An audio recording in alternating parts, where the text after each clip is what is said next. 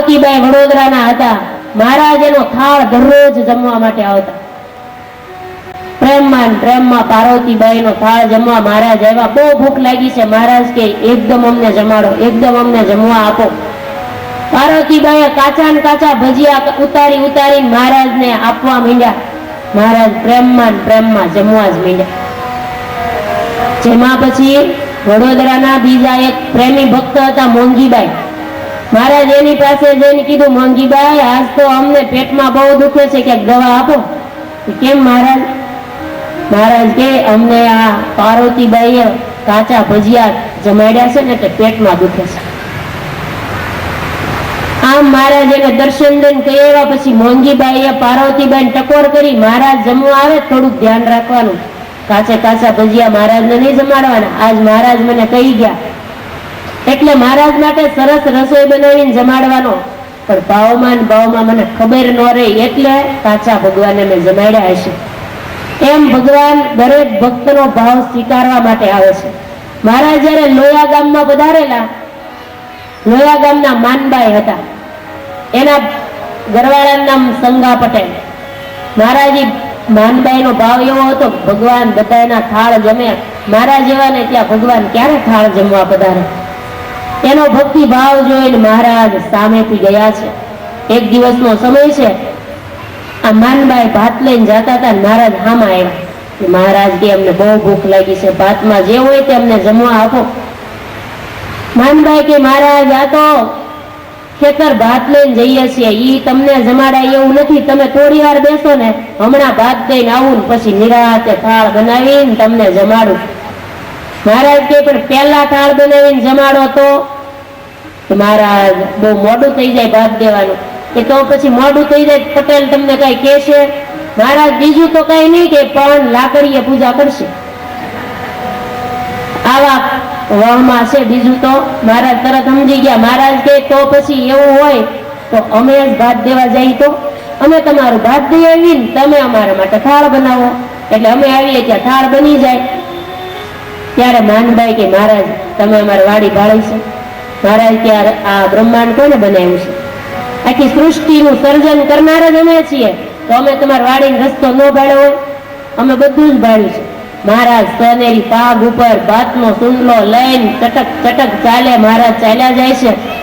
Saga Patel વાટ જોવે છે. 12 વાગી ગયા, હજી ભાત દેવા આવી નહીં. આવે એટલી વાર છે, આ પરોણો તૈયાર જ છે. એવા આખરે પાણી હતા. અને એમાં મહારાજ હલ્યા આ આગેથી આમ જોવે ત્યાં તો ભાત દેખાય. તો ભાત તો આવે છે પણ મારું કરવાળું નથી, આ તો બીજું કોક જ છે. જેમ જેમ નજીક આવતા ગયા એમ ઓળખાણ થઈ કે આ તો એના ભગવાન લાગે છે. લે ઈ ક્યાં ગઈ છે? તેને ભગવાનને મોકલ્યા. ભગવાને આવી મીઠી વાણીએ કીધું, સંગા પટેલ તમારા માટે અમે ભાત લેવા છીએ, જમી લો. મહારાજ જ્યાં બોલ્યા ત્યાં તો ભગવાનની મીઠી મધુરી વાણી સાંભળી અને સંગા પટેલને તો ક્રોધ બધો ઉતરી ગયો, શાંત થઈ ગયા. ભગવાનની વાણીનો એટલો એને પ્રભાવ પડ્યો. જમવા બેસી ગયા. જમતા એમ કહે છે કે ઘરવાળા જો આવ્યા હોત તો પાણીના કોહ છૂટો ન રહે. કોહ તો હાકત. મહારાજ કે અમને હાંકતા આવડે. અમે હાંકીએ એટલે તમને આવડે? મહારાજ કે અમને બધું આવડે. તમે જમી લો ત્યાં સુધી અમે તમારું ખેતર પાઈ દઈએ. અને મહારાજ જે કોહ હાંકવા મીંડ્યા ને પટેલ જમી લે ત્યાં સુધીમાં જ મહારાજે આખી વાડી પાણી કરી દીધી. અને માનબાઈને મહારાજે કીધું તું ભગતને અમે ભગત બનાવીને આવશું. અને પછી જમાડતા મહારાજે એવી મીઠી વાતો કરી કે તમારે ઘેરે તો પતિવ્રતા સ્ત્રી છે, કેટલાય જન્મના પુણ્ય પ્રગટ થાય, એને ઘેરે ભગવાનના ભગત પત્ની મળે. એને તમે શા માટે દુઃખી કરો છો? એને ભગવાનનું ભજન કરવા દો. તમે ભગવાન ભજી લો. ભગવાનના ભજનમાં જેવો માલ છે એવો બીજે ક્યાંય નથી. ભલે તમે ખેતીનું કામ કરો, બધું જ કરજો, પણ હારે ભગવાનનું ભજન કરી લો. જેમ ભગવાન બોલે ને એમ પટેલ તો ગળતા ગયા, અંદરથી સંકલ્પ વિરામ પામતા ગયા. મહારાજની વાણીમાં એને આનંદ આવવા માંડ્યો. મહારાજે જેમ કીધું એમ કર્યું. વર્તમાન ધરાવીને કંઠી મહારાજે પહેરાવી દીધી. સત્સંગના બધા નિયમો આપી દીધા. આજ પછી તમારે આમ કરવાનું. હા મહારાજ જેમ કહેશો એમ. ઘેરે આવ્યા ને ત્યાં તો એવા ભગત બનીને આવ્યા. મહારાજે કીધું, માનબાઈ હવે તમારે કોઈ પ્રકારની ચિંતા નહીં રહે, હવે તમારા ઘરવાળા ભગત બની જાય. એટલે મહારાજ તો પોતાના ભગતના પણ કામ કરે, એના ભાવ સ્વીકારવા માટે જાય. પોતે તો વૈરાગ્ય મૂર્તિ હતા. એ જ મહારાજ કહેતા, બહારના નામે તો અમે હાથમાં રૂમાલ પણ નથી રાખતા. જે કાંઈ સ્વીકારીએ છીએ તે ભક્તની ભાવના માટે સ્વીકારીએ છીએ. એટલે મહારાજે આ ભગવાનનું નામ સતાનંદ સ્વામીએ પાડ્યું, તીવ્ર વૈરાગ્યાય નમઃ. વૈરાગ્ય ભગવાનને ઊંચામાં ઊંચી ટોચનો હતો. જે જગ્યાએ ચોટવું નહીં, બંધાવવું નહીં, નિર્લેપ રહેવું, એને કહેવાય તીવ્ર વૈરાગ્ય. ભક્ત ચિંતામણીમાં વૈરાગ્યનું લક્ષણ બતાવ્યા છે કે કૃષ્ણ વિના બીજું જેને આજ્ઞા રે, તેનું નામ જાણો વૈરાગ્ય રે. કૃષ્ણ વિના બીજું જેને આજ્ઞા રે, તેનું નામ જાણો વૈરાગ્ય. ભગવાન વિના જેને આખું જગત આગ જેવું લાગે એને કહેવાય વૈરાગ્ય. આવા વૈરાગ્ય નિષ્ઠ મહારાજ હતા. શિક્ષાપત્રીમાં 104માં શ્લોકમાં મહારાજે વૈરાગ્યનું સ્વરૂપ બતાવ્યું છે. વૈરાગ્યમ જ્ઞેયમ પ્રીતિઃ શ્રી કૃષ્ણે તર વસ્તુષુ જ્ઞાનમ ચ જીવ માયેષુ રૂપાણામ સુષ્ટુ વેદનમ. મહારાજે વૈરાગ્યનું રૂપ કૃષ્ણ વિના બીજા કોઈ પદાર્થમાં પ્રીતિ નહીં, એને વૈરાગ્યનું રૂપ કીધું. નિષ્કુળાનંદ સ્વામીને તો એવો ઊંચી ટોચનો એને પણ વૈરાગ્ય હતો. કોઈ ધોલેરા મંદિરના મહંત નહોતા થવા જતા, એ નિષ્કુળાનંદ સ્વામી ત્યાં રહેવા માટે તૈયાર થયા હતા. કેમ કે સૂકો દેશ હતો, સહેજે સહેજે વૈરાગ્ય રહે. એટલા માટે નિષ્કુળાનંદ સ્વામી વૈરાગ્ય નિષ્ઠ હતા. અને વૈરાગ્યના જેને પદો બનાવ્યા છે, 12 પદ એને પોતાના અંદરના વૈરાગ્યના રૂપમાં બનાવ્યા છે. જનુની જીવો રે ગોપી ચંદની, હે પુત્ર ને પ્રેરો વૈરાગ્યજી. ઉપદેશ આતો એની પેરે, હે લાગ્યો સંસારી રો આગજી. જનુની જીવો રે ગોપી ચંદની. આવા વૈરાગીના ધન્ય ધન્ય માતા ધ્રુવતણી, કયા કઠણ વચનજી. રાજ સાજ સુખ પરહરી વેગે ચાલ્યા વનજી. આવા ભગવાન વૈરાગ્ય નિષ્ઠ, એના સંતો એવા વૈરાગ્ય વાળા હતા. એટલે નિષ્કુળાનંદ સ્વામીએ, સતાનંદ સ્વામીએ ભગવાનનું નામ લખ્યું, ઓમ તીવ્ર વૈરાગ્યાય નમઃ. આ નામના વંદન સાથે હવે અત્યારે આપણે લોજ આગમન ઉત્સવનો લાભ આપણે લેશું અને ઉત્સવ માણીશું. આપણું મન છે એ મનરૂપી મંદિરની અંદર લોજની વાવ ખડી કરવાની, લોજનો આશ્રમ ખડો કરવાનો અને મનથી લોજમાં પહોંચી જવાનું. અહીંયા બેઠા બેઠા આપણે લોજની લીલાના દર્શન કરીશું અને ભગવાનની મૂર્તિમાં આપણી મનની વૃત્તિ ચોંટાડીશું. તો મહારાજ જ્યારે 7 વર્ષ સુધી વન વિચરણ કર્યું, 13,000 કિલોમીટર ભગવાને 7 વર્ષમાં ભગવાને એટલું ચાલ્યા છે. અને ભગવાનનું વન વિચરણ દિવ્ય છે. જ્યાં જ્યાં ફર્યા ત્યાં ત્યાં મુમુક્ષુ જીવોને ભગવાને સુખ આપ્યા છે. જે ભગવાનના યોગમાં આવ્યા એને ભગવાને પોતાની મૂર્તિનું જ્ઞાન કરાવ્યું છે, અક્ષરધામનું સુખ આપ્યું છે. અને પછી ભગવાને વન વિચરણનો થાક ઉતારવા માટે સંવત 1856ના શ્રાવણ વદી રાંધણ શેઠને દિવસે સવારમાં પ્રભાતનો પહોર છે અને વન વિચરણ કરતા કરતા નીલકંઠ વર્ણી ધીમે ધીમે પગલા માંડતા માંડતા આખા લોજ વાસીઓને લોજના ગામના દર્શન કરતા કરતા મંદ મંદ હસતા હસતા એવા નીલકંઠ વર્ણી સવારના સમયે મોં સુજણું હજી થયું છે ત્યારે અનંત ધામના અધિપતિ બાળ સ્વરૂપ વર્ણિન્દ્રના વેશમાં સુવર્ણ જટાએ યુક્ત તેજસ્વી મુખાકૃતિ વાળા તરુણ અવસ્થા છે એવા વર્ણિન્દ્ર લોજ ગામની વાવ બાજુ પ્રયાણ કરી રહ્યા છે. ધીમે ધીમે આવી રહ્યા છે. હજી ગામના કોઈ માણસોની અવર જવર નથી. એ જ સમયે વર્ણીને ઈચ્છા થઈ છે આ ગામમાં અમારે 11 વર્ષ વન વિચરણનો થાક અહીંયા ઉતારવો છે. આ સ્થાન અમને બહુ ગમે છે. એટલે નીલકંઠ વર્ણી બાલ બ્રહ્મચારી યોજના આશ્રમ યોજની વાવ બાજુ આવી રહ્યા છે. સુંદર મજાનું વાતાવરણ છે. મનમાં બ્રહ્મર ગીત ગાય છે. ગોપી ગીત, યુગલ ગીત, વેદ સ્તુતિ, જયદેવ સ્તુતિ, અષ્ટપદી વગેરેના ગીત મનમાં કંઠે ગાતા ગાતા મધુર કંઠે ગાતા ગાતા હજુ તો વર્ણિન્દ્રની 18 વર્ષની કુમળી અવસ્થા છે. અષ્ટાંગ યોગ સાધેલો છે. બાલ બ્રહ્મચારી છે.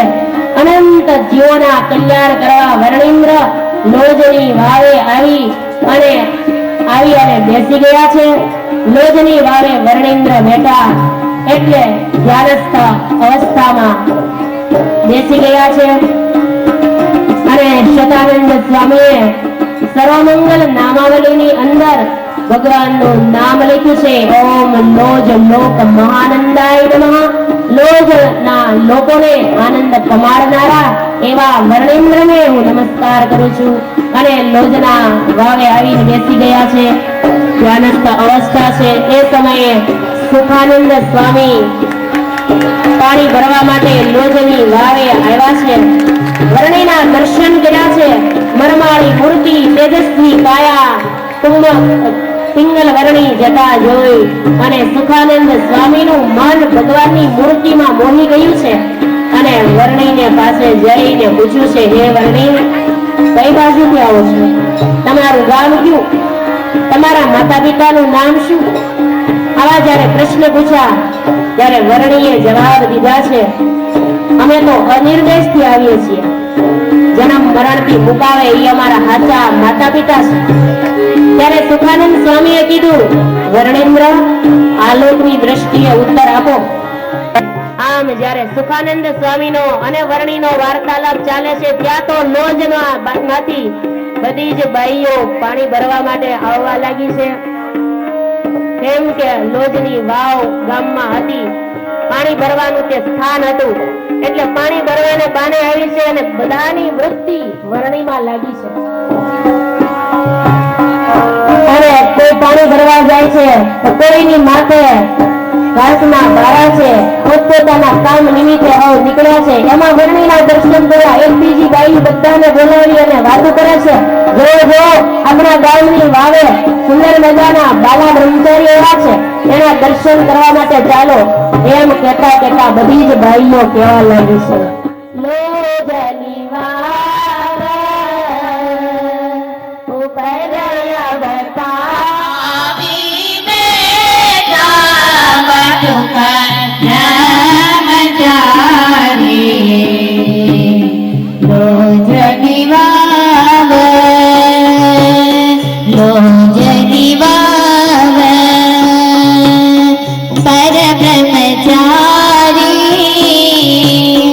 આવી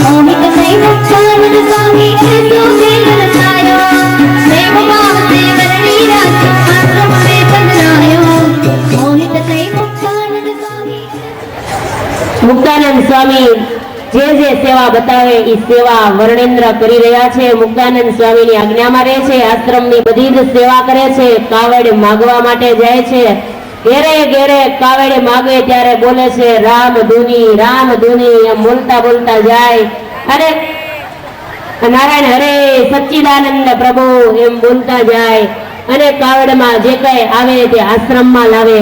મુક્તાનંદ સ્વામીને બધું આપે અને આશ્રમમાં જે કોઈ સદાવ્રતમાં જમવા માટે આવે એને જમાડે છે, સેવા કરે છે, ચોખ્ખા પાણી કરે, ઈંધણ લેવા માટે જાય, ગામને ગંદરે છાણ ભેગું કરવા જાય, સદાવ્રત વાસીઓના બધા જ વાસણ પર ભગવાન પોતે સાફ કરે છે અને આ રીતે ભગવાન દરરોજ પાણી ભરવા માટે પણ જાય છે. સેવા, બધી જ સેવા આશ્રમની ભગવાન પોતે કરે છે.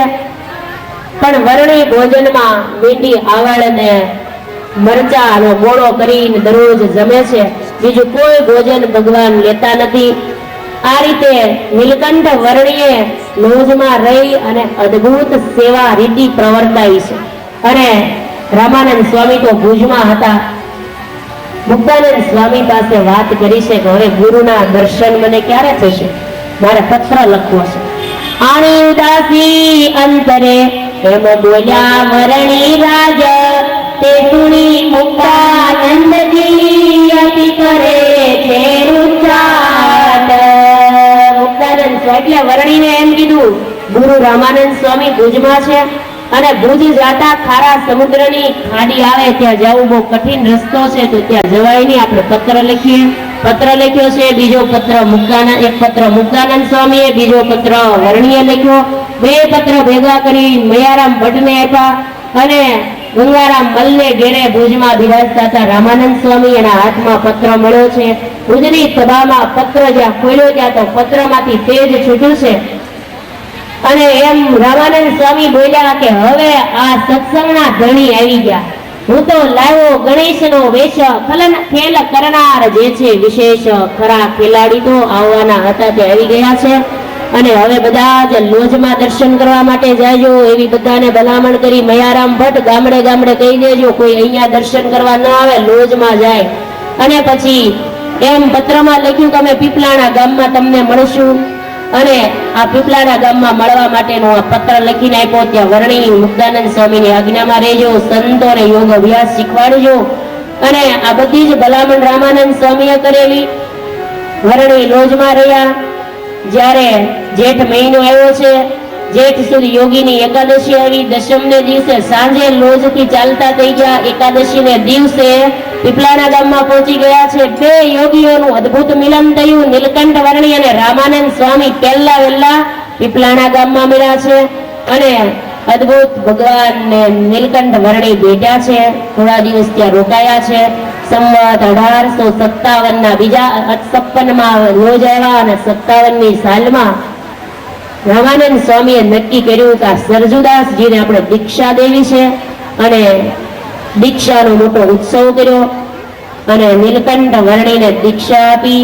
બે નામ પાડ્યા, સહજાનંદ સ્વામી અને નારાયણ મુનિ. બોલો નારાયણ મુનિ દેવની જય. સહજાનંદ સ્વામી મહારાજની જય. જય જયકાર થયો. પીપલાણા ગામમાં ભવ્ય ઉત્સવ થયો. ત્યાર પછી થોડા દિવસ પીપલાણા ગામમાં રહ્યા. સોરઠના વિચરણ કરતા કરતા 1 વર્ષ સુધી રહ્યા છે. ગુરુની આજ્ઞામાં રહી બધી જ સેવા સહજાનંદ સ્વામી કરે છે. ત્યાર પછી સંવત 1858ની સાલ આવી. કાર્તિક સુધી પ્રબોધિની એકાદશીના દિવસે રામાનંદ સ્વામીએ જેતપુર ગામમાં સહજાનંદ સ્વામીને પોતાની જે ધર્મધુરા હતી તે સોંપવાનું નક્કી કર્યું છે. રામાનંદ સ્વામીએ ગાદીએ બેસાડવા માટેનો ભવ્ય ઉત્સવ કર્યો. ગામડે ગામડેથી સંઘ આવ્યા, સંતો આવ્યા, હરિભક્તો આવ્યા, વેદના જાણનારા બ્રાહ્મણો આવ્યા. વિધિ સહિત યજ્ઞ થવા માંડ્યો. રામાનંદ સ્વામી અને નીલકંઠ વર્ણી યજ્ઞની આહુતિઓ આપવા લાગ્યા અને મંત્ર બોલવા લાગ્યા. હરિ ઓમ યજ્ઞેય યજ્ઞમય જંતરે દેવાસ્તાની સર્વાણી પ્રથમનાસનમ એવનામં મહિમાનવંતયત્ર પૂર્વે સાધ્યાઃ સંતિ દેવાઃ. ગાદીએ બેસી એના 4 વેદના જાણનારા બ્રાહ્મણો મંત્ર બોલી રહ્યા છે. વેદોક્ત વિધિથી રામાનંદ સ્વામીએ સહજાનંદ સ્વામીને ગાદી અભિષેક કર્યો છે. નદીઓના જળથી ભગવાનનો અભિષેક કરવામાં આવ્યો છે. અને રામાનંદ સ્વામીએ સહજાનંદ સ્વામીનો હાથ પકડી પોતાની ગાદી ઉપર બેસાડ્યા છે. અને જય જયકાર માંથી રાજા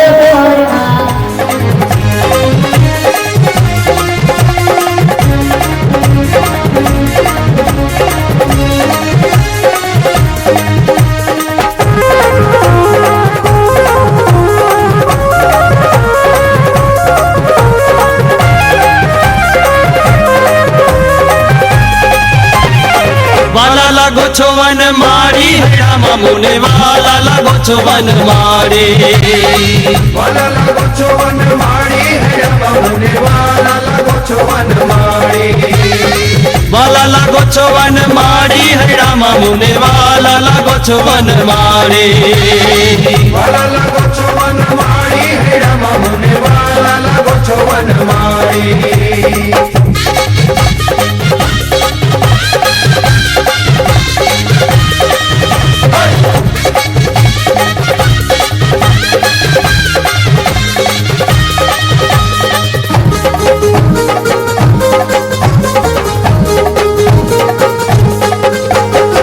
વાલા લાગો છો લટકારા રે લાલા વાલા લાગો છો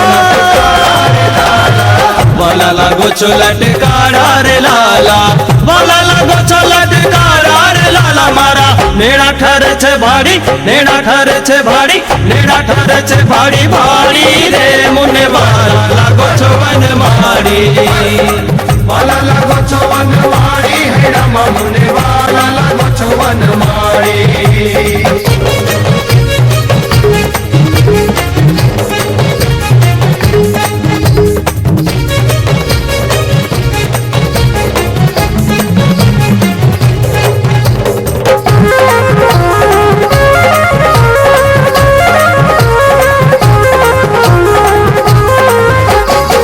આઠે પહોર આવી વસી અંતરમાં આઠે પહોર આવી વસી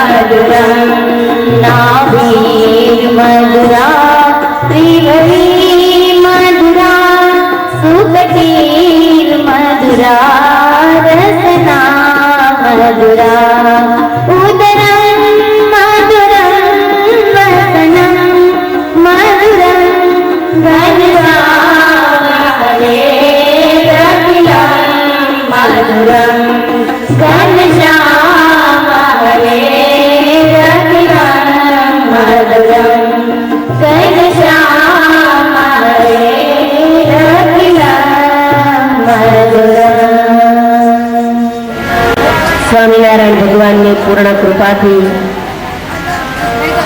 પૂજ્ય બેનના આશીર્વાદથી મંદિરમાં બિરાજતા રાજાધિરાજ ઘનશ્યામ મહારાજના 8મા પાટોત્સવ નિમિત્તે શતાનંદ મુનિ રચિત જનમંગલ કથા પારાયણનું આયોજન કરેલ છે આત્મી મહિલા મંડળના યજમાન પદે.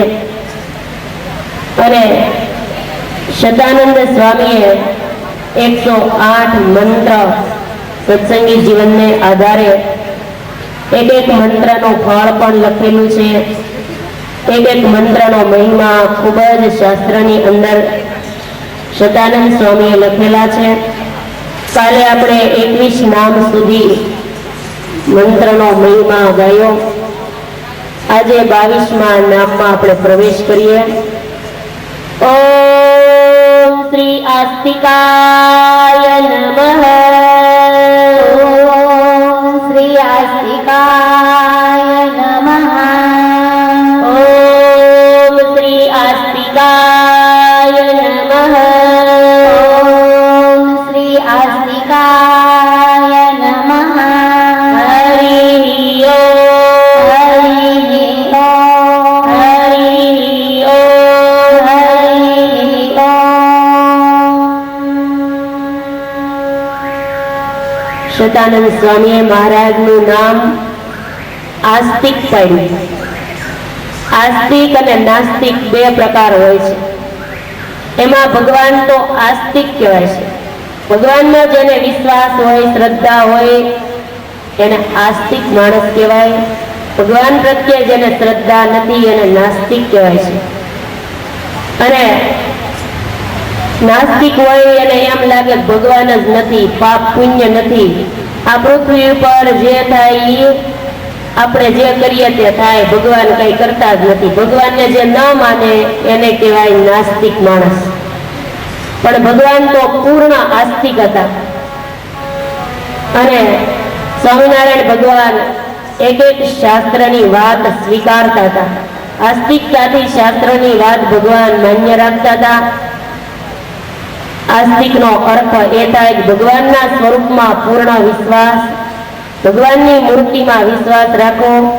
મંદિરમાં જે ભગવાનની મૂર્તિ હોય એ આપણે ક્યારેય પટ મૂર્તિ છે કે પથ્થરની મૂર્તિ છે કે આરસની મૂર્તિ છે, પાષાણની કે કાષ્ટની મૂર્તિ એમ ન માનવું. ભગવાનની મૂર્તિમાં સાક્ષાત ભગવાન છે એવો ભાવ જો આપણે રાખીએ તો આપણે આસ્તિક ભાવ રાખ્યો કહેવાય. નહીતર આપણને એમ થાય કે એ કઈ મૂર્તિ થોડી બોલે, એ તો મૂર્તિ કહેવાય. એવો મૂર્તિપણાનો જો ભાવ હોય, પ્રગટપણાનો ભાવ ન હોય તો. અને ગમે તેવા સમયે ભગવાનમાં જો ભાવ હોય, ચિત્રની મૂર્તિ છે, કાષ્ટની છે, પથ્થરની છે, આવો ભાવ ન રાખીએ અને પ્રગટ ભાવ રાખીએ તો ભગવાન આપણા બધા જ ભાવ પૂરા કરે છે. જેટલો ભગવાનની જરૂર આપણે છે એટલી જ ભગવાનને ભગતની જરૂર હોય. એટલે ભગતને પણ ભગવાનમાં પૂર્ણ શ્રદ્ધા અને વિશ્વાસ રાખીને ભગવાનનું ભજન કરવું. એક મહાત્મા હતા ને, એ મંદિરમાં રહેતા હતા એટલે એને મંદિર બાંધવાની ઈચ્છા હતી. એટલે ઉદયપુરના રાજા હતા, એની પાસે જઈને માગણી કરી કે તમે મંદિરમાં ક્યાંક ફાળો આપો, અમારે મંદિર બંધાવવું છે. ત્યારે એ રાજા ભગવાનમાં બહુ માનતા નહોતા. એટલે એ મહાત્માને એમ કીધું કે મંદિરમાં બનાવીને શું કરશો? કે મૂર્તિ પધરાવશું, પછી ભગવાનની સેવા પૂજા કરશું, આરતી કરશું, થાળ ધરાવશું, આવું બધું ભગવાનની સેવા કરશું. ત્યારે રાજાએ એમ કીધું કે હું ભગવાન કઈ હોતા છે? ભગવાન કઈ છે જ નહીં. ભગવાનની મૂર્તિમાં ભગવાન નથી. આમ બધું નાસ્તિકપણાની વાતો કરવા માંડ્યા ને ત્યારે મહાત્માએ એમ કીધું તમારે ફાળો દેવો હોય દો, નહીં તો કાંઈ નહીં, બીજા દેશે. પણ તમે ભગવાનમાં નાસ્તિક ભાવ શું કામ રાખો છો? કે જો મને એવું પ્રતીતિ આવે કે ભગવાન આમાં છે જ તો હું માનું ભગવાન મૂર્તિમાં હોય. એટલે આ મહાત્માએ એવું ગોઠવું કે ખુરશી ઉપર રાજાની ફોટો લઈ અને પધરાવ્યો, પછી હાર પહેરાવ્યો અને રાજાને લાડવા ધરાવ્યા અને ફોટાને રાજાને સામે. રાજા રાજી થઈ ગયા, એને ભેટી પડ્યા, તારે મારી ઉપર કેટલો ભાવ છે. અને થોડી વાર પછી ઈના ઈ રાજા સામે બેઠા હતા ને એના પોટા ઉપર થૂકવા માંડ્યા અને પોતાનો ઘા કરી દીધો. અને આવું કર્યું ને ત્યારે રાજા ક્રોધાયમાન થઈ ગયા કે તે મારું અપમાન કેમ કર્યું. ત્યારે ઓલા મહાત્માએ કીધું, પેલા હાર પહેરાયો ત્યારે તમે ભેટી પડ્યા, અત્યારે મેં તમારા પોતાનો ઘા કરી દીધો, એમાં ક્યાં તમે છો? એ તો ખાલી ફોટો છે, એમાં તમે જ નથી ને. એમાં તમને એટલો બધો ક્રોધ કેમ આવ્યો? અને મેં ઘા કરી દીધો અને હું જ ફોટો લાવ્યો અને તમને આટલો બધો ક્રોધ આવતો હોય તો ભગવાનની મૂર્તિમાં ભગવાન નથી એમ તમે કહો છો ને. તો આપણે ભગવાનની સેવા પૂજા કરીએ ને તો જેવા તમારી સેવા મેં કરીને તમે કેવા રાજી થયા મને ભેટી પડ્યા, એમ ભગવાનની સેવા આપણે કરીએ ને તો ભગવાન આપણી પર રાજી થાય, ભગવાન આપણી સેવા સ્વીકારે. તમારો ફોટો હતો તોય તમે રાજી થયા. ભગવાનની મૂર્તિ હોય એમાં આપણે પ્રગટ ભાવ રાખીને આપણે દર્શન કરી સેવા કરીએ તો ભગવાન રાજી થાય. અને જો તિરસ્કાર કરીએ તો તમે કેવા કુરાજી થયા, એમ ભગવાને કુરાજી થાય. આમ પ્રત્યક્ષ આવું કરી બતાવ્યું ત્યારે રાજાને પ્રતીતિ એવી ગઈ ભગવાનમાં કે નક્કી ભગવાન હોય એવું સાબિત થઈ ગયું. આ રીતે ભગવાનમાં આસ્તિક ને નાસ્તિકપણાનો ભાવ માણસને હોય છે. એટલે ભગવાનમાં એવો જેવો આપણો ભાવ હોય એવા ભગવાન આપણી સેવા સ્વીકારે છે. ભગવાન વન વિચરણ કરતા કરતા ગોપાલ યોગીના આશ્રમમાં પધાર્યા છે. ગોપાલ યોગીનો આશ્રમ એટલે એક વડલાનું ઝાડવું હતું, એની નીચે બેસી રહેતા હતા વર્ષોથી. એ જ એનો આશ્રમ ગણાતો હતો. જંગલમાં જે તપશ્ચર્યા કરતા એને માટે કાંઈ એવા મોટા મોટા બંગલા બાંધી નહોતા રહ્યા. 51 વર્ષ હતા એટલે સતયુગમાં ફરજિયાત જંગલમાં વયું જવાનું. અત્યારે એવું હોત તો જંગલમાં ભીડ થઈ જાય. અહીંયા સુરતમાં હમાતા નથી, એક સોસાયટી ભરસક થઈ ગઈ. અમારે અમરેલીમાં જ બધા અહીંયા આવવા માંડ્યા. સુરતમાં કઈ જગ્યા નથી ને અમરેલીમાં ખાલું થવા માંડ્યું, પારું થઈ ગયું. અમરેલીમાં કેટલાય ભક્તો અહીંયા આવી આવ્યા. એટલે જો જંગલમાં જવાનો રિવાજ હજી હોત ને તો 51 વર્ષ થાય તો બધા ઉપડી જાત તો જંગલમાં કે હમાતું. પેલા માણસો તો હશે જ ને, તે કેમ હમાઈ ગયા હશે? ત્યારે જંગલ એમનામ હતા ને હવે જંગલ બધા કપાઈ ગયા. હવે કે જંગલ પેલા જેવા રહ્યા નથી. પેલા જંગલ સજીવન હતા, જ્યાં જોઈએ ત્યાં બે કાંઠે નદીઓ જાતી હોય એમાંથી પાણી પી લેવાનું અને એવા ફળ ફૂલ હતા ઝાડવા એની ઉપરથી સીધા ફળ તોડી અને જમી લેવાનું, નદીમાંથી પાણી પી લેવાનું, ઝૂંપડામાં રહીને તપ કરવાનું. ત્યાં કઈ સીધું સામાન લઈને રસોડું વસાવવાનું, એ સારું સારું ભોજન બનાવીને ટેસ્ટથી જમવાનું, એ તપ નહીં. તપ એટલે કોઠા બોરા ખાઈને તપશ્ચર્યા કરતા હતા. રામ ને સીતા 14 વર્ષ સુધી વનમાં રહ્યા. સીતાજીએ ક્યારે પીઝા બનાવ્યા હતા? સીતાજી ક્યારે એમ થયું હાલો આપણે થોડોક મસાલો હારે લેતા જાય અહીંથી અયોધ્યાથી. વનમાં ગયા ત્યારે હારે જોડે લઈ ગયા હતા. હાવ નવરા હતા ને, ન બનાવે કોઈ દી નહોતા બનાવ્યા. જેવો વેશ એવો જ ભોજન. ભગવાન વનમાં નીકળ્યા તોય ભગવાન પણ એવું જ. ક્યારેક ક્યારેક બાટી બનાવતા ભગવાન, લોટની બાટી ભઠ્ઠામાં શેકીને અને મહારાજ જમી લેતા શાલિગ્રામને જમાડીને. વૈરાગના વેશમાં હોય ત્યારે કાંઈ હારા ભોજન ન હોય, ત્યારે તો જેવા જંગલમાં ભોજન હોય એવું ભોજન લઈને આવ્યા ભગવાન માટે. એટલે આ ગોપાલ યોગી વર્ષોથી યોગ સાધના કરતા હતા. અષ્ટાંગ યોગ કહેવાય. યમ, નિયમ, આસન, પ્રાણાયામ, પ્રત્યાહાર, ધ્યાન, ધારણા, સમાધિ 8 અંગ સાધે એને અષ્ટાંગ યોગની ક્રિયા અષ્ટાંગ યોગ સાધ્યો કહેવાય. છેલ્લે સમાધિ થાય, ભગવાન દર્શન આપે ત્યારે અષ્ટાંગ યોગની પૂર્ણાહુતિ થાય. અને આ 8 અંગો સિદ્ધ કરવા માટે ગોપાલ યોગી નું મિલન ભગવાનની સાથે થયું. અષ્ટાંગ યોગ ભગવાનને એના પાસેથી શીખ્યા છે. ભગવાનને તો બધું આવડતું જ તું, છતાં પણ મનુષ્ય લીલા ભગવાને કરી. ગોપાલ યોગીને એમ કીધું તમે મારા ગુરુ, હું તમારો શિષ્ય, મને તમે બધા યોગ શીખવાડો, અષ્ટાંગ યોગ. અને ભગવાને ગોપાલ યોગી પાસેથી અષ્ટાંગ યોગ શીખ્યા છે. વડલાના ઝાડ નીચે સાધના ભગવાને કરેલી છે, યોગ સિદ્ધિ પ્રાપ્ત કરેલી. ગોપાલ યોગી થોડુંક શીખવાડે ત્યાં ભગવાન જાજુ શીખી જતા હતા. કેમ કે ભગવાનને તો શીખવું પડે એમ નહોતું, અને મૃગચરમાં પાથરી અને ગોપાલ યોગી અખંડ બેઠા રહેતા હતા. વર્ણી અને નમસ્કાર કર્યા છે, અને વર્ણીએ નમસ્કાર કર્યા અને ગોપાલ યોગીની આંખ ખુલી ગઈ છે. ધ્યાનમાં ભગવાન દેખાવા માંડ્યા એટલે આંખ ખોલી એટલે સામે ભગવાન હતા. વર્ષોથી ધ્યાનમાં ભગવાનને જોવાની મહેનત કરતા હતા, પણ સામે આવીને ઊભા છે ભગવાન. ગોપાલ યોગીને નમસ્કાર કર્યા અને એ બે યોગીઓનું વડલા નીચે મિલન થઈ ગયું. એવા ગોપાલ યોગી ઉદાર તેને નાથે કર્યો નમસ્કાર હો. એવા ગોપાલ યોગી ઉદાર તેની નાથે કરો નમસ્કાર. ત્યારે ઊભા થયા યોગીરાજ, મારે ઊભા થયા યોગીરાજ.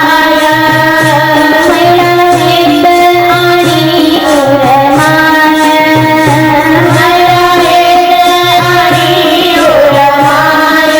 ઓ જેમાં વાલા બેઠા આવે, તેને મારે તે મારતી વાવે. ઓ જેમાં વાલા બેઠા આવે, તેને મારે તે મારતી વાવે. એમાં કાના છે અચિરાનંદ, એમાં કાના છે અચિરાનંદ. ઉપરથી મારી બેઠા મુનિવૃંદ. ઓ જેમાં વાલા આવે,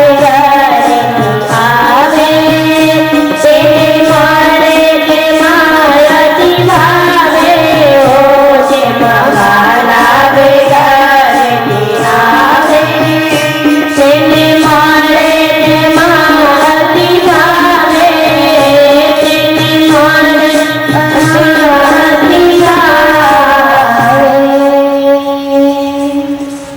વાલામાં વાલા માણસ હોય ને વેગળા થયા હોય વર્ષોથી, અને મળે ને ત્યારે કેટલો આનંદ થાય. એકનો એક દીકરો હોય ને વિદેશમાં રહેતો હોય ને પહેલો વહેલો આવે ત્યારે માને કેટલો આનંદ થાય. મળવા માટે ઉતાવળ થાય કે નહીં? વાલા માણસ જેના ઉપર બહુ હેત હોય એવા માણસ મળે ત્યારે મળવા માટે તલપાપડ થાય માણસ. એમ વર્ણી અને ગોપાળ યોગી બંને ભેગા થયા છે. બંનેનું મિલન થયું ત્યારે તો બંનેના હૃદયમાં આનંદ થયો છે. બંને મુનિઓ પરસ્પર મળ્યા છે, વૃતાંત જાણ્યું છે, ભેગા બેઠા છે. ગુરુ શિષ્યનો નાતો બંધાયો છે. અષ્ટાંગ યોગ સાધનાની સિદ્ધિ કરવા માટે વડલા નીચે બેસી ગયા છે.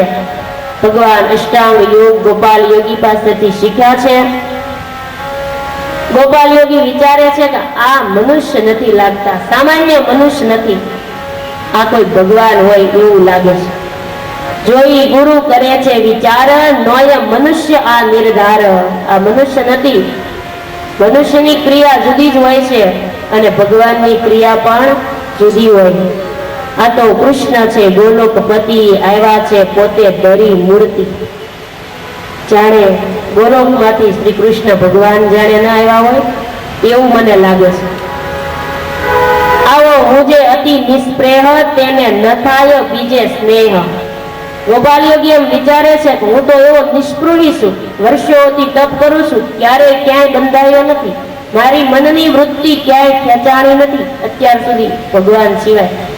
આનામાં ખેંચાય છે તો નક્કી આ કૃષ્ણ લાગે છે, એટલે મારી મનની વૃત્તિ આમાં ખેંચાણી છે. ભગવાન સિવાય મારું મન બીજે ક્યાંય જાય નહીં. માટે જાણું છું જરૂર કૃષ્ણ એવે ભાવે કરે નિત્ય દર્શન. દરરોજ ઈ જ ભાવે દર્શન કરે છે, સવાર સાંજ આખો દિવસ ભાવ એવો રાખે છે. આ સામાન્ય નથી, આ ભગવાન છે, આ ભગવાન છે. ભગવાનને ઓળખવા ને એ મોટામાં મોટી ઘાટી છે. ભગવાનને ઓળખાતા નથી, વર્ષો વયા જાય તો ભગવાન ઓળખ્યા નથી ગણાય. ભગવાન હતા એ સમયમાં મહારાજ ભેગા રહેતા હતા ને એ નહોતા ઓળખી શક્યા. ભગવાનને ઓળખવા મનુષ્ય રૂપે હોય ત્યારે ઓળખાતા નથી. અત્યારે જ આપણે શાસ્ત્રોને વાંચીને ઓળખી જવી, કેમ કે અત્યારે કાંઈ આપણને કહેવા આવવાના નથી. ત્યારે તો ભગવાન સામે બેઠા હોય ને, સભા ભરાઈને બેઠી હોય, અને સભામાં જેના મનના સંકલ્પ હોય ને ભગવાન ક્યારેક ક્યારેક કહેવા માંડે ને ત્યારે આખી સભા ઊભી થઈ તેને હાલવા માંડે. મહારાજ એમ કે ફલાણાના તો આવા સંકલ્પ થાય છે, ઓલા બેઠા બેઠા હું તમે વિચારો છો, એમ બધા એનું કહેવા માંડે ને પાછળથી મંડે હાલવા. ક્યારેક સભામાં બહુ ભીડ થઈ જાય ને, એવી અકળામણ થાય કે ક્યાંય માણસો હમાય નહીં ને મહારાજ શું કે હાલો ચાવણો મૂકી દઈ, એમ કરીને મહારાજ એવી મનુષ્ય લીલા કરે ને, મહારાજ કે હાલો ઢુહા ઉડાડી દઈ, બાજરો રાખી. મહારાજ એવી મનુષ્ય લીલા કરે, સભા વચ્ચે મહારાજ કે અમને બહુ ભૂખ લાગી છે, ક્યાંક જમવાનું આપો ને. હજામત કરતા કરતા મહારાજ જમવાનું માગે ને આવું ક્યાંક મનુષ્ય લીલા ભગવાન કરે એટલે કાચા માટલા હોય ને એ ફૂટવા જ માંડે. પાકા માટલા હોય એ તો બેઠા રહે, પણ કાચા માટલા હોય ને ઊભા થઈને હાલતા થઈ જાય ને એટલે સભા હળવી થઈ જાય ને પછી મહારાજ કે હવે તમ તાર પોળા બેસી જાઓ, હવે તમારે ભીડ ઓછી થઈ ગઈ, ધુઆ ઉડી ગયા, બાજરો રહ્યો. એમ મહારાજ ક્યારેક ધુઆ ઉડાડી દેતા. પાક્કા નિશ્ચય વાળા હોય એને તો ખબર જ હોય ભગવાન ગમે એવી લીલા કરે તો ભગવાન એનામાં જરાય આપણે શંકા કરાય નહીં. અને કાચો પાકો સત્સંગ હોય ને એને તરત જ નિશ્ચયમાં અનિશ્ચય થઈ જાય. એક ભાઈએ કંઠી બાંધી તેને ભેંસ માંદી પડી, કોઈ એમ કીધું તમે કંઠી બાંધીને એટલે જ તમારે ભેંસ માંદી પડી. એટલે એને સાધુ પાસે જઈને કીધું તમે કંઠી પહેરાવી છે ને તમે જ કાઢી નાખો. કંઠી પહેરાવ્યા પછી ભેંસ માંદી પડી.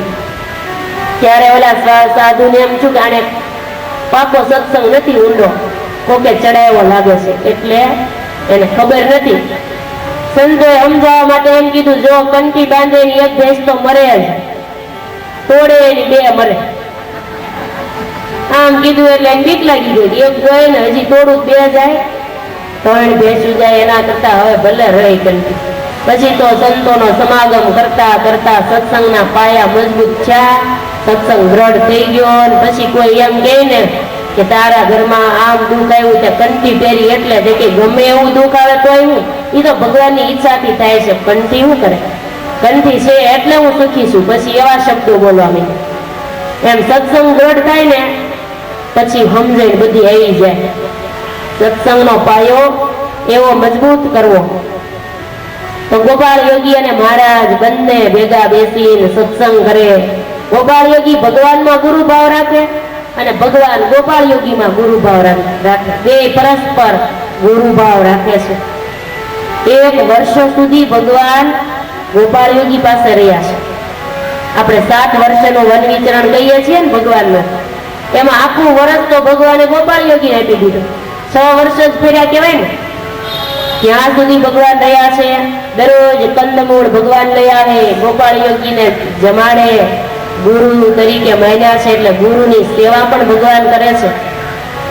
અને એ જગ્યાએ પશુઓના હિંસક પ્રાણી થકી ભગવાને ગાયોની પણ રક્ષા કરી હતી.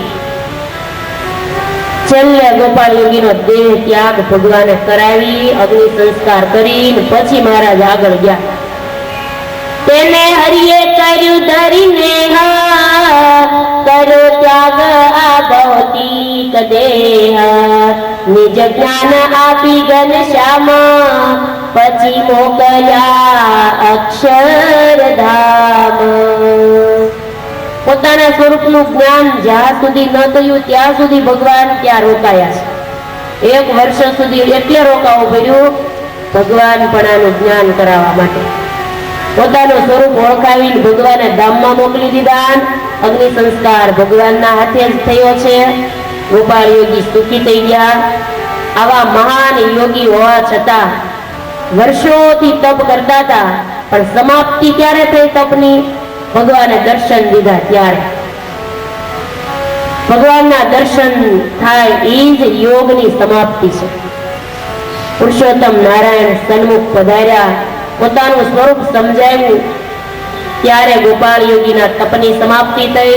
આવા કેટલાય યોગીઓને ભગવાને તપની સમાપ્તિઓ જંગલમાં જઈને કરાવી હતી. નવલખા પર્વત ઉપર ગયા મહારાજ.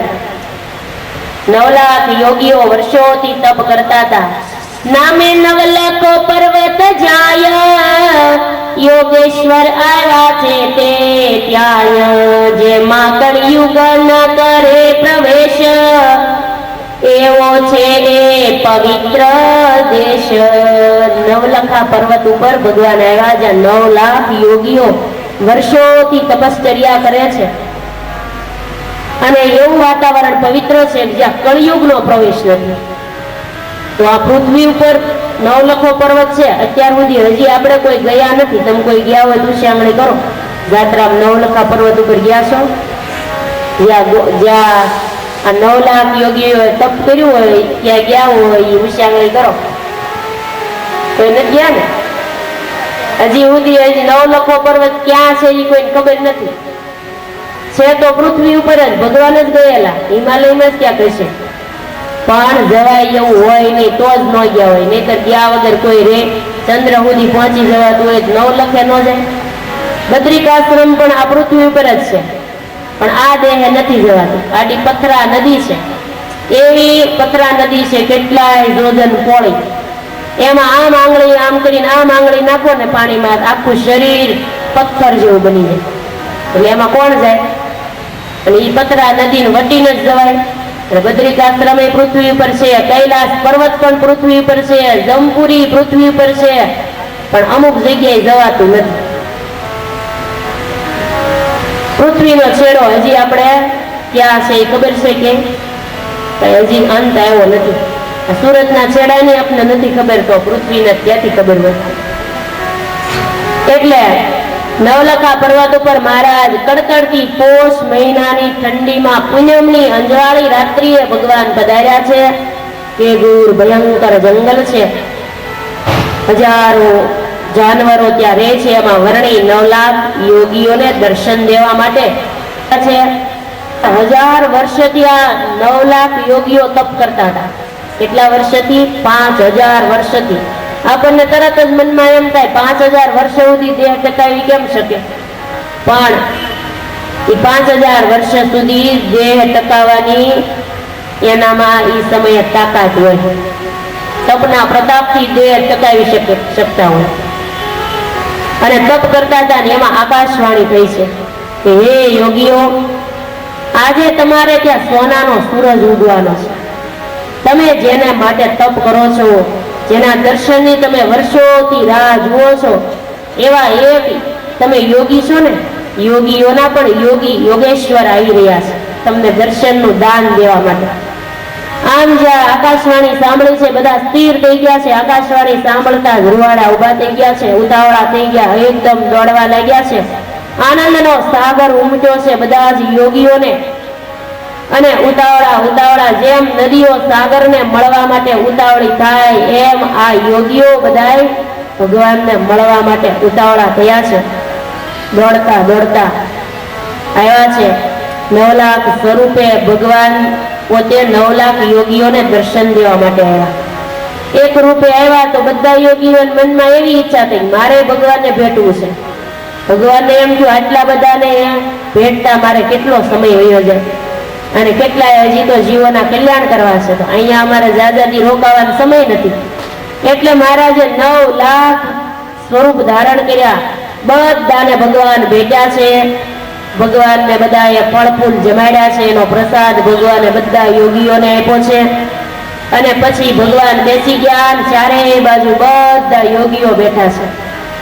ત્યારે મહારાજે પૂછ્યું, તમે આ યોગની સાધના કરો છો એનું શું હેતુ છે? શા માટે કરો છો? તમને શું ઈચ્છા છે? આ તમે જવાબ આપો. ત્યારે યોગીઓએ એવું કીધું, અમે હઠ યોગની સાધના કરીએ છીએ. હઠ યોગ એને કહેવાય કે અમારે એવી ઈચ્છા છે કે અમર બની જવું છે.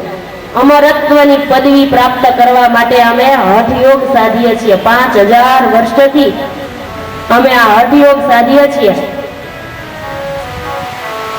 ત્યારે ભગવાને શું કીધું, યોગીઓ ગમે એટલો હઠ યોગ સાધશો પણ ભગવાનને સાક્ષાત ભગવાન હવે તમને અમે મળી ગયા છીએ ને એટલે હવે તમારે હઠયોગ નહીં સાધવો પડે. અને અમર તો કોઈ હજી બન્યું નથી. અમર બનવાની ઘણાની ઈચ્છા હતી કોઈ વહી ગયા. એમ અમર રહેવાશે નહીં. માટે યોગ સાધના કરો, પણ ભગવાનના દર્શનની ઈચ્છા એ કરીને કરો. અષ્ટાંગ યોગથી તમે આ દેહ ટકાવી રાખ્યો છે. ભગવાન કે યોગીઓ તમે હજારો વર્ષથી દેહ ટકાવ્યો એ કઈ મહત્વનું નથી. જાજુ જીવા એ કઈ મહત્વનું નથી. પણ આ શરીરથી પરમાત્માની પ્રાપ્તિ કરી લેવી ને એ જ વાત મહત્વની છે. લ્યો એ વાત આવી ત્યારે વર્ણીએ કીધું હઠયોગ કરતા રાજયોગ શ્રેષ્ઠ છે. રાજયોગ એને કહેવાય પ્રગટ ભગવાનનું મિલન થઈ જાય અને રાજયોગ કહેવાય. એટલે ભગવાનનું મિલન થાય એ સાચો યોગ કરી લો. નંદ સંતોએ ક્યાં બધા અષ્ટાંગ યોગ સાધ્યા હતા? વિના સાધને સિદ્ધ દશા પમાડી. ભગવાને અષ્ટાંગ યોગ સાધ્યા વગર આ વખતે તો ભગવાને બધાને સિદ્ધ દશા પ્રાપ્ત કરાવી દીધી. સાચો યોગ એને કહેવાય પ્રભુમાં પ્રેમ પ્રાપ્ત થાય. બસ પ્રભુમાં પ્રેમ જેને હોય, પ્રભુમાં ભક્તિ જેને હોય એને સાચો યોગ છે. પ્રેમ યોગથી ભગવાન મળે છે. હાડક્યા સુકાઈ જાય, માંસ સુકાઈ જાય તોય ભગવાન મળવા એ દુર્લભ હતા હો એ વખતે. હે માંસ સુકાઈ હાડક્યા ગળતા તોય ચરણ કમળ નથી મળતા. હાડ માંસ સુકાઈ જતા તોય ચરણ કમળ દેખાતા નહોતા, દર્શને નહોતા થતા. ઈ અત્યારે ભગવાન કળિયુગની અંદર પ્રગટ પુરુષોત્તમ નારાયણ આપણને મળ્યા. કાંઈ હાડક્યા મુકવવાના નથી, માંસ મુકાવવા માટે વનમાં જવાનું નથી, પણ ભગવાનમાં પ્રેમ પ્રાપ્ત થાય, હૃદયની અંદર એવી ભક્તિ ઉત્પન્ન થઈ જાય તો આપણે અષ્ટાંગ યોગ સાધ્યા વગર ભગવાન મળી જાય. અત્યારે અષ્ટાંગ યોગ સાધવા માટે કાંઈ ભગવાન નથી કીધું તો એ અષ્ટાંગ યોગની સાધના કરતા. જેને જેને ભગવાનમાં પ્રેમ થયો એને ભગવાન મળ્યા છે. એટલે હૃદયની અંદર પ્રેમ લક્ષણા ભક્તિ જોઈએ, બીજાની જરૂર નથી. કદાચ ઓછી ખબર હોય, કાંઈ આ જગતનું જ્ઞાન જ ન હોય તોય ચાલશે. ખાલી ભગવાનનું જ્ઞાન હશે ને તો બધું આવી જશે. ભગવાનને ઓળખી લઈને એટલે બધી ખબર પડી ગઈ માનવાનું. ઘણાને આ જગતની બધી ખબર હોય પણ ભગવાન વિશે કાંઈ ન જાણતા હોય. મહારાજે એમ કીધું આ જગતમાં મોટો કોને કહેવાય? તો જે વધારે ભગવાન અંબારે ઈ મોટો કહેવાય. જે વધારે ભગવાનમાં જેને હેત હોય ઈ મોટો ગણાય. અને આપણી માપપટ્ટી કેવી? જે રૂપિયા વાળા હોય ઈ મોટા. આપણે એમ કહી દઈએ આ રૂપિયા વાળા માણસ છે બહુ મોટા માણસ કહેવાય. એ ભગવાન ન અંબારતા હોય તો ભગવાનના માપપટ્ટીમાં ઈ ન આવે, આ લોકની માપપટ્ટીમાં આવી જાય. એટલે ભગવાને તો એવાને મોટા વિના છે. વિશેષ ભગવાનનું યાદ આવે, ભગવાનનું મિલનની પ્યાસ જેને લાગી હોય, ભગવાનને મળવાની તાલાવેલી લાગી હોય, એમાં ભગવાન મળી જાય તો બધું જ મળી ગયું એમ માની ભગવાનમાં રસબસ થઈ જાય. તો એ પ્રત્યક્ષ બની ગયેલું આપણા સંપ્રદાયની એક સ્ત્રી ભક્તની વાત છે. આપણા સંપ્રદાયની અંદર કેટલાય સ્ત્રી ભક્તો થઈ ગયા એને ભગવાનમાં પ્રેમ હતો ત્યારે ભગવાન એને મળતા હતા. મહારાજ એક વખત જુનાગઢ થી વંતલી ગામમાં પધારેલા. વંતલી એટલે સોરઠમાં. વંતલીના કલ્યાણભાઈ થઈ ગયા. અખંડ ભગવાનનું ભજન કરતા અને કેટલાયને સત્સંગ કરાવતા. એ વંતલી ગામના દરવાજે હનુમાનજીનું મંદિર હતું અને હનુમાનજીની જગ્યાની બાજુમાં એક નાની એવી કુઈ હતી. એમાં બધા પાણી ભરવા માટે દરરોજ આવે. એમાં એક મુસ્લિમ નાની એવી બાલિકા 7-8 વર્ષની હતી. નાની એવી ગાગર લઈને પાણી ભરવા માટે આવેલી. એ સમયે મહારાજ માણકી ઘોડી પર અસવાર થઈ કાઠી દરબારો સંતોની સાથે મહારાજ ત્યાંથી પસાર થયા. આ દ્રશ્ય એને જોયું છે. સંત વૃંદની વચ્ચે માણીગર માવો, 3 છોગાવાળી પાગ છે, જરકસી જામા છે, મંદ મંદ હસ્તી ભગવાનની મૂર્તિ છે અને ભગવાન કરુણામય દ્રષ્ટિ બધા ઉપર ફેલાવતા જાય છે. અને મહારાજ વંતલી ગામના પાદરમાંથી નીકળ્યા અને આ મુસ્લિમ બાલિકા એનું નામ હતું જુલેખાબાઈ. પાણી ભરવા માટે આવેલી અને ભગવાનના આમ ટગર ટગર દર્શન કરે છે. પહેલા વહેલા ભગવાનના દર્શન થયા છે. ભગવાનને ઓળખતી પણ નથી. ભગવાનના દર્શન થયા, જાણે આંખોમાં દિવ્યતાનું તેજ ભરાઈ ગયું છે, હૃદયમાં શાંતિ થઈ ગઈ છે અને સમગ્ર શરીરની અંદર આનંદ આનંદ પ્રસરી ગયો છે. અને અંદરથી શબ્દ નીકળી ગયા કે યા પરવરદિગાર, આજ મારા હાચા ખુદા છે.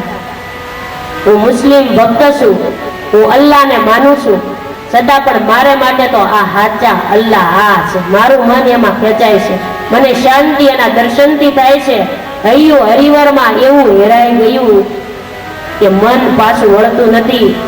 અને એ જુલેખાબાઈને ભગવાનના દર્શન થયા અને શબ્દો નીકળી ગયા કે આ મારા હાચા અલ્લાહ છે. ભગવાનમાં પ્રીતિ પ્રગટી ગઈ. પૂર્વની જેને પ્રીત હોય ને એ ગમે ત્યાંથી આવી જાય. પછી ગમે તે જ્ઞાતિમાં હોય, ગમે તે ભગવાનને માનતા હોય, તોય હાચા ભગત હાચી મુમુક્ષુતા હોય ને એ તરત જ પ્રગટી જાય છે. એક જ ગાયે મુમુક્ષુતા પ્રગટી ગઈ. એવી હાચી પૂર્વની પ્રીત જેને બંધાણી હોય ને એ દેખાયા વગર રહેતી નથી. એમ ભગવાન સાથે આ જુલેખાબાઈને પ્રીત બંધાણી છે.